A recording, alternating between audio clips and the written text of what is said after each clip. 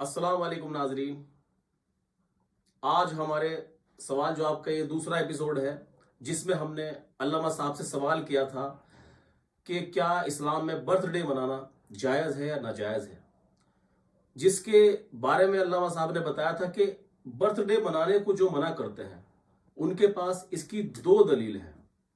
پہلی دلیل تو علامہ صاحب نے پیش کر دی تھی جو کہ یہ تھی کہ من تشبہ بقوم فہو منہم، یعنی تم جس قوم کی مشابہت اختیار کرو گے تمہارا حشر اسی قوم کے ساتھ ہوگا۔ تو آج ہم علامہ صاحب سے دوسری دلیل کے بارے میں پوچھیں گے کہ دوسری دلیل ہے کیا، اور پھر سوال یہی ہے کہ پھر اسلام میں کیا برتھ ڈے منانا جائز ہے یا ناجائز ہے۔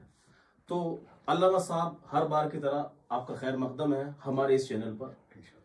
تو ہمارے اس سوال کا جو جواب ہے آپ نے جو پچھلا دیا تھا، آج اس کا دوسرا بھاگ ہے۔ اعوذ باللہ من الشیطان الرجیم، بسم اللہ الرحمن الرحیم، نحمدہ ونصلی علی رسولہ الکریم، اما بعد فاعوذ باللہ من الشیطان الرجیم، بسم اللہ الرحمن الرحیم۔ ان اللہ وملائکتہ یصلون علی النبی یا ایھا الذین آمنوا صلوا علیہ وسلموا تسلیما، اللہم صل علی محمد وعلی آل محمد وبارک وسلم۔ بالکل صحیح بات ہے کہ پچھلی مرتبہ ہم نے جو ایک دلیل دی تھی ان کی طرف سے جو اس بات کو لے کر بڑے پریشان ہے کہ لوگ برتھ ڈے وغیرہ مناتے ہیں، یہ ٹھیک نہیں ہے، یہ غلط ہے۔ تو ایک دلیل ہم پیش کر چکے کہ ان کے پاس بہت مضبوط دلیل ہے کہ من تشبہ بقوم فہو منہم، بڑی پیاری دلیل ہے، اچھی دلیل ہے۔ اور چونکہ کرسچن کلچر ہی میں یہ بات رائج نہیں بلکہ ہندوستان میں بھی یہ چیزیں رائج شاید بعد میں ہوئی یا پہلے سے ہوئی، لیکن ہو گئی ہندوستان میں بھی۔ کیسے کہ جیسے کہ جنماشٹمی کا منانا، بہت ساری چیزوں نے ایسی جگہ پکڑی کہ اس میں ہندو مسلمان ایک ہو گئے۔ اور اللہ کے رسول صلی اللہ تعالیٰ علیہ وآلہ وسلم کی وہ پیاری حدیث کہ من تشبہ بقوم فہو منہم، تم جس قوم کی مشابہت اختیار کرو گے تمہارا حشر اسی کے ساتھ ہو جائے گا۔ تو یہ دلیل ایک بڑی مضبوط دلیل ہے۔ دوسرا موقف ان حضرات کا یہ ہے کہ اگر ایک ایسا کلچر ہندوستان میں یا مسلم سماج کے اندر پیدا ہو جائے کہ بچہ پیدا ہوا تو اس کی برتھ ڈے مناتے ہیں، تو یہ خطرہ لاحق تھا کہ لوگ عقیقہ کرنا چھوڑ دیں گے، برتھ ڈے پر قائم رہیں گے، اور یقیناً ایسا ہوا۔ آج کوئی عقیقے کی طرف توجہ نہیں دیتا، برتھ ڈے ہر سال مناتے ہیں، یہ بھی بڑی بات ہے۔ ہر سال اگر کوئی بندہ، ناظرین آپ توجہ کریں، اگر ہر سال ایک چھوٹا سا بندہ اگر ہر سال وہ 5,000 یا قریب سے قریب انسان 5 سے 7,000 روپے خرچ کر دیتا ہے، اس سے بڑے لوگ 20 سے 25,000 روپے خرچ کرتے ہیں، ان سے بڑے لوگ 1,00,000 2,00,000 روپے خرچ کرتے ہیں۔ ہر سال یہ اخراجات معقول طریقے پر ہوتے ہیں، سب گرد و معاشرے کے لوگ آتے ہیں، ان کے ہاں کھانا کھاتے ہیں، اور اگر ان سے پوچھا جائے کہ کیا تم نے اس بچی کا عقیقہ کیا ہے، وہ کہیں گے نہیں کیا۔ عقیقہ کرنا نہیں ہے، برتھ ڈے منانا ضروری ہے، جبکہ عقیقہ کرنا سنت نبوی صلی اللہ تعالیٰ علیہ وآلہ وسلم۔ انسان کو چاہیے کہ وہ ایک مرتبہ کرے، عقیقہ کرے، لیکن عقیقہ نہیں کر گیا اس نے۔ عقیقہ کرنے سے ان بچے کے اوپر سے نہ جانے کتنی بلائیات اتر جاتی ہیں، زندگی کے کتنے مراحل اس کے طے ہو جاتے ہیں۔ عقیقہ دراصل ایک قسم کا صدقہ ہے، اور اللہ کے رسول صلی اللہ علیہ وسلم کے فرمان کے مطابق یہ بچی کا بھی ہوتا ہے، بچے کا بھی ہوتا ہے۔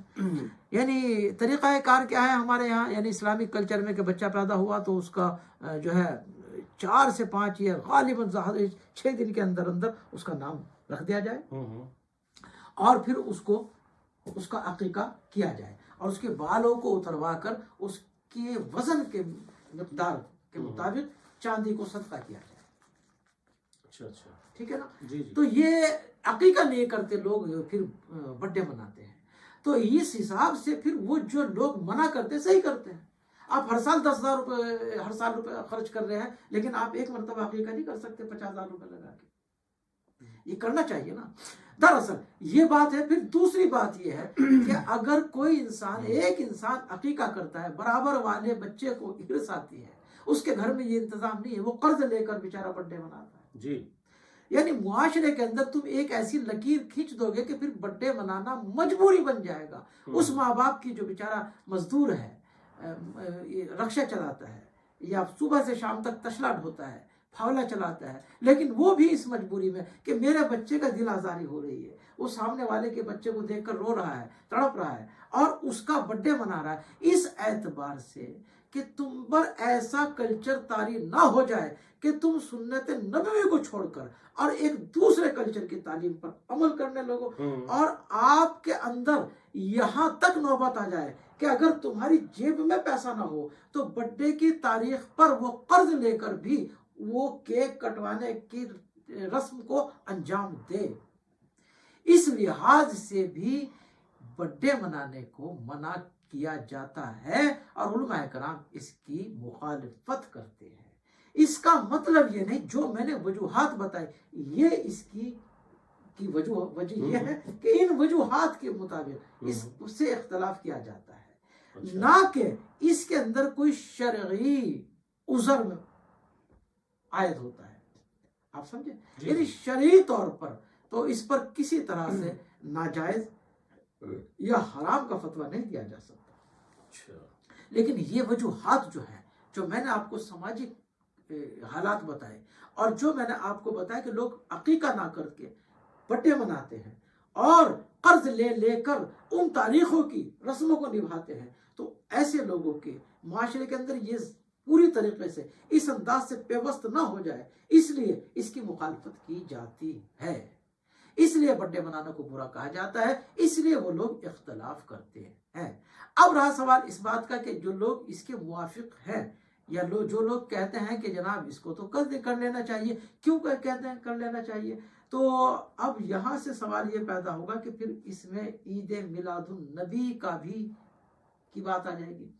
عید میلاد النبی بھی ایک برتھ ڈے ہے، یعنی اللہ کے رسول صلی اللہ تعالیٰ علیہ وسلم کی پیدائش کے ہمیں منانی چاہیے کہ نہیں منانی چاہیے. بہت سارے طبقات ہیں یہی تو ہو جاتا ہے نا، میلاد النبی مناتے ہیں. تو لیکن اب انشاءاللہ ان موضوعات پر ہم انشاءاللہ اگلی ویڈیو میں گفتگو کریں گے. یہ ہم نے دوسرا موقف آپ کو ان کا بتایا جو برتھ ڈے کے خلاف بیان دیتے ہیں، اور ان کے دونوں نظریات ہماری نظر میں بھی بالکل صحیح اور درست ہے. ناظرین سمجھ گئے ہوں گے کہ وہ منع کیوں کرتے ہیں. اچھا، جس کنڈیشن میں برتھ ڈے منانا مجبوری بن جائے تو ایسی کنڈیشن میں پھر وہ جائز نہیں ہے. تکلیف اگر وہ دیتا ہے تو نہیں، جائز اور ناجائز کا تو فتویٰ لگا ہی نہیں سکتے نا.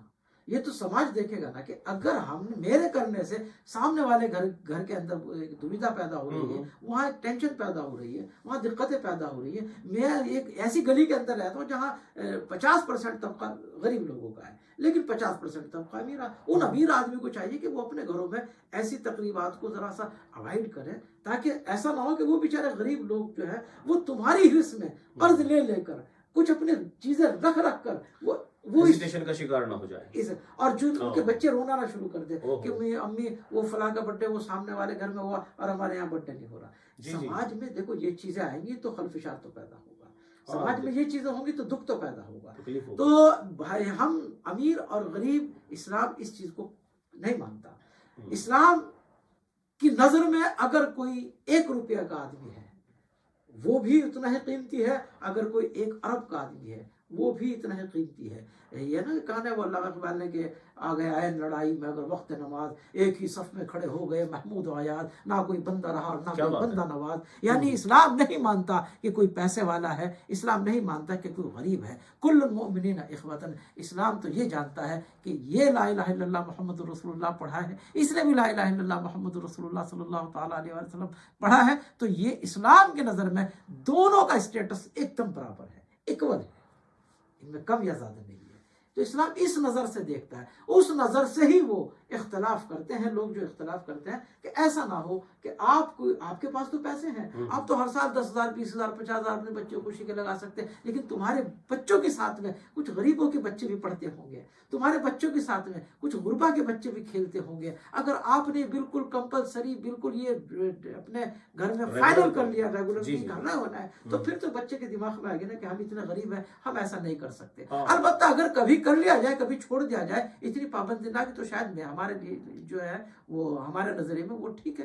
لیکن اب سوال یہ ہے کہ جو بندے اس کے مخالفت نہیں کرتے اور جو اسے صحیح اور حق سمجھتے ہیں اور خوشی سے کرتے ہیں، انشاءاللہ اگلی ویڈیو میں ہم ان کی طرف بھی انشاءاللہ آپ کے گوش گزار کریں گے کہ ان کے کیا نظریات ہیں. آپ دونوں نظریات کو ملا کر آپ پلس مائنس آپ کریں ناظرین. آپ کی ذمہ داری ہے کہ ان دونوں ویڈیو کو آپ غور سے سنیں اور پھر جو ہم ان کے موقف بیان کریں گے ان کو بھی غور سے سنیں. ان دونوں چاروں چیزوں میں سے، ان چاروں دلیلوں میں سے جس کا پلہ تمہیں بھاری لگے آپ اس پر عمل کریں. آپ کے عمل کا حساب آپ کو دینا پڑے گا، ان کے عمل کا حساب ان کو دینا پڑے گا، مجھے میرے عمل کا حساب دینا پڑے گا. البتہ ہمارا مقصد ہے صاف صاف کھلی باتیں آپ کے سامنے بیان کر دینا. آپ کا کام ہے آپ اس پر باقاعدہ تفکر تدبر کے ساتھ فیصلہ کریں کہ کرنا ہے کہ نہیں کرنا ہے. السلام علیکم ورحمۃ اللہ وبرکاتہ.